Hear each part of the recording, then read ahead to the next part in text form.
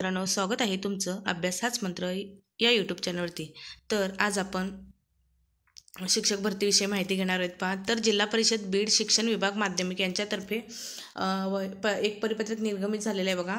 तर अध्यक्ष सचिव, त्याचप्रमाणे खाजगी व्यवस्थापनाच्या अनुदानित, अंशतः अनुदानित, विना अनुदानित माध्यमिक शाळा अंतर्गत या शाळेच्या अंतर्गत म्हणजे जिल्हा बीड, मुख्याध्यापक, खाजगी व्यवस्थापनाच्या अनुदानित, अंशतः अनुदानित, विना अनुदानित माध्यमिक शाळा अंतर्गत जिल्हा बीड. तर विषय काय आहे बघा. तर पवित्र पोर्टल मार्फत दुसऱ्या टप्प्यातील शिक्षक पदभरतीकरिता करावयाच्या कार्यवाहीबाबत. तर दिनांक 28/1/2025 म्हणजेच आजची तारीख आहे. तर रोजी स्काउट भवन बीड येथे सकाळी त्यांना 11 वाजता बैठकीस उपस्थित राहण्याबाबतच्या हे परिपत्रक आहे. तर शिक्षक भरतीच्या सेकंड टप्प्या करण्यासाठी पदभरतीसाठी हा आदेश त्यांना देण्यात आलेले आहेत. त्याचप्रमाणे खाली बघा. तर माननीय आयुक्त महाराष्ट्र राज्य पुणे यांच्यातर्फे हे संदर्भ जोडण्यात आलेला आहे. तर 108 पदभरती म्हणजे 16/1/2025 म्हणजे संदर्भ इथे जोडण्यात आलेला आहे. तर उपरोक्त विषयाबाबत कळविण्यात येते की शिक्षक अभियोग्यता व बुद्धिमत्ता चाचणी 2022 नुसार पवित्र पोर्टलद्वारे पहिल्या टप्प्यातील पदभरतीची कार्यवाही पूर्ण करण्यात आली आहे. दुसऱ्या टप्प्यातील पदभरतीकरिता शासन निर्णय दिनांक 10/11/2022 म्हणजेच की काय 10 नोव्हेंबर 2022च्या शासन निर्णयाच्या अनुषंगाने इथे कार्यवाही करायची आहे. तर बघा काय पुढे. खाजगी व्यवस्थापनांना पोर्टलवर जाहिरात नोंद करण्याची सुविधा ही दिनांक 20 जानेवारीपासूनच आपल्याला माहिती आहे की पोर्टल ओपन झालेलं आहे की जाहिराती अपलोड करण्यासाठी तर सुरू करण्यात येणार आहे. तर व्यवस्थापनास जाहिरात देण्यापूर्वीच त्यांच्या व्यवस्थापनाच्या बिंदू नामावलीची तपासणी माननीय सहाय्यक आयुक्त म्हणजेच मावककडून काय करायचे आहे की बिंदूची तपासणी करून घ्यायची आहे. माननीय विभागीय आयुक्त कार्यालय यांच्याकडून अद्ययावत करून प्रमाणित केलेले असणे हे आवश्यक आहे. म्हणजेच जाहिरात अपलोड करण्यापूर्वी ते मावककडून तपासून घेतले पाहिजे बिंदू नामावली. त्याचप्रमाणे बघा पुढे. पूर्वीप्रमाणे केलेल्या बिंदू नामावलीमध्ये SC-BC म्हणजेच की काय आता काय होणार आहे ज्या शाळांच्या या बघा की ज्या शाळांचे म्हणजे बिंदू नामावली करून झालेली होती मावाकडून तपासून, पण काय झालं की SC-BC लागू केल्यामुळे त्यांना पुन्हा काय करावे लागणार आहेत की ती SC-BC नुसार जागा अपलोड करून बिंदू नामावली तपासून घ्यावे लागणार आहेत.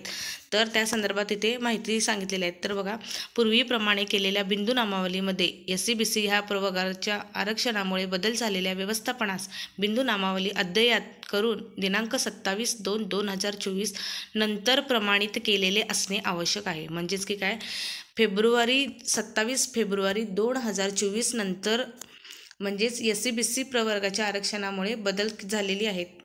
त्यामुळे काय करा, बिंदू नामावली ही अद्ययावत करून दिनांक 27/2/2024 नंतर प्रमाणित केलेले असणे गरजेचे आहे. म्हणजे 27 फेब्रुवारी 2000 पूर्वीची नसावी.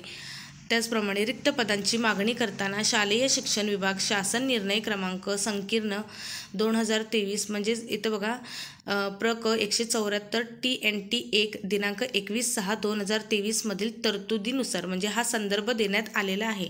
2000 म्हणजेच 23च्या 21/6/2023च्या शासनचा निर्णय जो होता त्यानुसार इथं संदर्भ त्यांनी देण्यात आलेला आहे की रिक्त पदाच्या काय करायचे आहेत की रिक्त पदाच्या 80%च्या मर्यादित मागणी नोंद करावी. म्हणजे जे रिक्त पद आहेत तर त्यातील 80% पदांचीही नोंद करण्यात यावी. त्याचप्रमाणे तर अध्यापनाच्या विषयाची जाहिरात देताना शालेय शिक्षण विभाग शासन निर्णय दिनांक म्हणजेच ज्या विषयांची तुम्ही जाहिरात देणार आहे तर त्या बाबतीत देखील शालेय शिक्षण विभाग शासन निर्णय दिनांक 7/2/19 म्हणजेच 7 फेब्रुवारी 2019 त्याचप्रमाणे 25 फेब्रुवारी 2019 म्हणजेच 2017ची जी शिक्षक भरती झालेली आहे तेव्हा जो शासन निर्णय आहे तो इथं लागू करण्यात आलेला आहे बघा. तर 12/6/2019, 13/10/2023 व इतर अनुषंगाने म्हणजे त्यामध्ये बदल केलेले आहेत त्या अनुषंगाने तरतुदीनुसार कार्यवाही करायची आहे. त्याचप्रमाणे बिंदू नामावलीची प्राथमिक तपासणी या कार्यालयाकडून करण्यात आलेली आहे. अशा व्यवस्थापनांनी माननीय सहाय्यक आयुक्त मावक या कार्यालयाशी संपर्क साधून आपल्या संस्थेची बिंदू नामावली प्रमाणित करून घ्यावी. म्हणजे ज्यांचे तपासणी झालेली आहे, प्राथमिक तपासणी झाली आहे, तर त्यांनी मावककडून काय करायचं आहे, संपर्क साधून बिंदू नामावली ही प्रमाणित करून घ्यायची आहे आणि पोर्टलवर प्राप्त जाहिरात माननीय शिक्षण संचालक माध्यमिक आणि उच्च माध्यमिक शिक्षण संचालनालय महाराष्ट्र राज्य पुणे यांचे पत्र दिनांक 27/11/2023 मधील अटींच्या अधीन राहून, म्हणजेच 27 नोव्हेंबर 2023ला जी पत्र काढलेलं होतं त्या अटींची अधीन राहूनच अंतिम केली जाणार आहे, याची सर्वांनी नोंद घ्यायची. त्याचप्रमाणे रिक्त पदेही असणाऱ्या शाळांतील मुख्याध्यापकांनी सदर बाब आपल्या व्यवस्थापनाच्या निदर्शनास आणून द्यावी. तर प्रत्येक व्यवस्थापनाने काय करायचे तर आपल्या म्हणजे जे मुख्याध्यापक आहेत ते आपल्या शाळेतील ही बाब काय करायची, व्यवस्थापनाच्या निदर्शनास आणून द्यायची आहे. त्याचप्रमाणे संस्थेची बिंदू नामावली प्राथमिक तपासणी या कार्यालयाकडून करण्याकरिता दिनांक 28 जानेवारी 2025 म्हणजेच आज काय केलेलं आहे की त्यांना बीड येथे स्काउट भवन बीड येथे सकाळी 11 वाजता शिबिराचे आयोजन केलेले आहे. तरी सदर शिबिरासाठी सर्व संस्थांनी बिंदू नामावलीची माहितीसह उपस्थित राहावे. आपण आपल्या संस्थेची जाहिरात नोंदणी न केल्यास या पदभरतीपासून वंचित राहिल्यास संबंधित व्यवस्थापन जबाबदार राहील याची नोंद घ्यावी. म्हणजेच की काही जे खाजगी शैक्षणिक संस्था आहेत तर त्यांनी जर बिंदू नामावली तपासणी करून जर जाहिराती अपलोड वगैरे केले नाहीत तर जे तुमचं नुकसान होणार आहे शाळेच्या बाबतीत, तर त्याच्यासाठी ती शाळा किंवा ती व्यवस्थापन जबाबदार राहील अशी त्यांनी नोंद केलेली आहे. तर बघा, जिल्हा परिषद बीड येथून हे पत्र निर्गमित झालेलं आहे. तर त्याचप्रमाणे ज्यांना SC-BC लागू होणार आहे मराठा आरक्षण, त्याचप्रमाणे SC-BC जे विद्यार्थी आहेत त्यांच्यासाठी ते एक पत्र आहे बघा. तर महाराष्ट्र शासन सामान्य प्रशासन विभाग 4था मजला हुतात्मा राजगुरू चौक मंत्रालय इथून काय झालेलं आहे की बघा एक पत्र आहे बघा. तर विषय माहितीचा अधिकार अधिनियम 2005 अंतर्गत माहिती मिळवण्याबाबत. तर संदर्भ काय जोडेल बघा. तर आपल्या माहिती अधिकारी अधिनियम 2005 बाबत दिनांक 28/2/2024 म्हणजेच की काय 28 आजचीच तारीख आहे. तर बघा संदर्भ जोडलेला आहे आजच्या तारखेचा. तर काय विषय आहे बघा. तर महोदय आपला दिनांक 28/2/2024 रोजीचा माहिती अधिकाराचा अर्ज या कार्यालयास दिनांक 29 मार्च 2024 रोजी प्राप्त झाला आहे. म्हणजेच 29 मार्च 2024 रोजीच हा अर्ज प्राप्त झाला होता.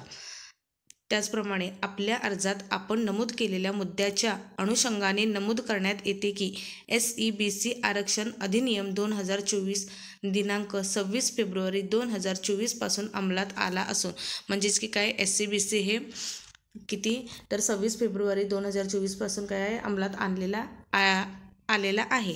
त्याचप्रमाणे मराठा समाजातील उमेदवारांना शैक्षणिक संस्थेमधील प्रवेशामध्ये व शासकीय पद भरतीमधील सरळ सेवा नियुक्त्यांच्यामध्ये, म्हणजेच मराठा समाजामधील जे उमेदवार आहेत शैक्षणिक संस्थांच्यामधील म्हणजे शैक्षणिक संस्थेच्या प्रवेशासाठी, त्याचप्रमाणे तर शासकीय पद भरतीच्या म्हणजे सरळ सेवाची जी एक्झाम देतो आपण त्याच्यासाठी नियुक्त्यांच्यासाठी 10% त्यांना आरक्षण विहित करण्यात आले आहेत.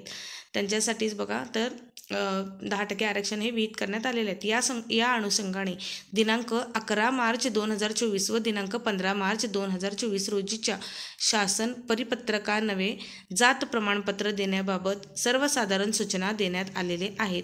तसेच मराठा समाजास SC-BC वर्गाचे 10% आरक्षण विहित करण्यात आल्याने EWS प्रवर्गाचे लाभ मराठा समाजांना अनुज्ञेय नाहीत. म्हणजेच की काय बघा. तर जे उमेदवार SC-BC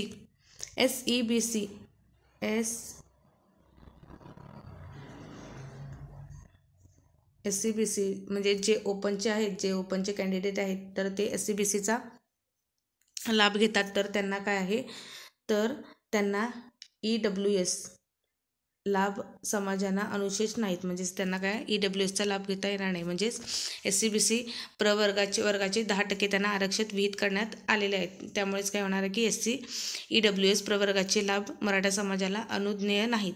त्याचप्रमाणे वरील माहितीने आपले समाधान न झाल्यास हे पत्र प्राप्त झाल्यापासून 30 दिवसाच्या आत अवर सचिव तथा प्रथम अपीलीय प्राधिकारी कार्यालय 16 क 4था मजला सामान्य प्रशासन विभाग मंत्रालय विस्तार इमारत मंत्रालय मुंबई यांच्याकडे प्रथम अपील सादर करता येईल. बघा की हे मत कोणी मांडलेलं आहे की प्रशांत वामन, म्हणजे जे जनमाहिती अधिकारी तथा कक्ष अधिकारी आहेत तर त्यांनी हे मांडलेलं आहे. तर प्रशांत वामन जे जनमाहिती अधिकारी तथा कक्ष अधिकारी आहे त्यांनी मांडले की जे SC-BCचा लाभ घेणार आहेत तर त्यांनी EWS प्रवर्गाचे त्यांना लाभ घेता येणार नाही असं प्रशांत वामन यांनी जनमाहिती अधिकारी आहेत त्यांचे मत आहे. तर अशाच प्रकारच्या शिक्षक भरतीविषयी नवनवीन अपडेटसाठी चॅनलवर नवीन असाल तर लाईक, शेअर्स आणि सबस्क्राईब करायला विसरू नका. धन्यवाद.